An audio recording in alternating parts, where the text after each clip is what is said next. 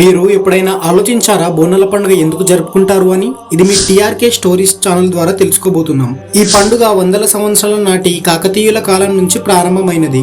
ఓ కథనం ప్రకారం ఆషాఢ మాసంలో అమ్మవారు తన పుట్టింటికి వస్తుందంట.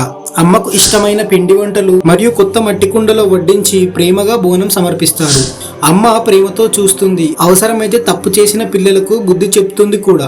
అదే అమ్మకు పిల్లల మధ్య ఉన్న అపూర్వమైన అనుబంధం. కానీ మనం ఏం చేస్తున్నాం? ఈ టెక్నాలజీ పేరుతో ప్రకృతిని నాశనం చేస్తున్నాం. ఆ నాశనం మనకి వ్యతిరేకంగా తిరుగుతుంది. ప్రకృతి తాండవం చేస్తుంది. వర్షాలు పడవు, పంటలు ఎండిపోతాయి, మూగజీవులు ఆకలితో అలమటించిపోతాయి. ఇదంతా ఒకసారి 1869 లో జరిగింది. వ్యాధులు వచ్చాయి, చాలా మంది ప్రాణాలు కోల్పోయారు. అప్పట్లో ప్రజలు ఒక మాట చెప్పారు, అమ్మవారికి కోపం వచ్చిందని, అమ్మను శాంతపరచాలని. అమ్మకు ఇష్టమైన వంటలు వండి బోనం సమర్పించారు. అప్పటి నుంచి ప్రతి సంవత్సరం ఆషాఢ మాసంలో ఘనంగా బోనాలు జరుపుకుంటారు. దీని ముఖ్య ఉద్దేశం ఒకటే, ప్రకృతిని కాపాడడం, అమ్మవారిని ప్రసన్నం చేయడం, మా పిల్లల్ని మా పంటల్ని కాపాడండి అమ్మ అని ప్రార్థించడం.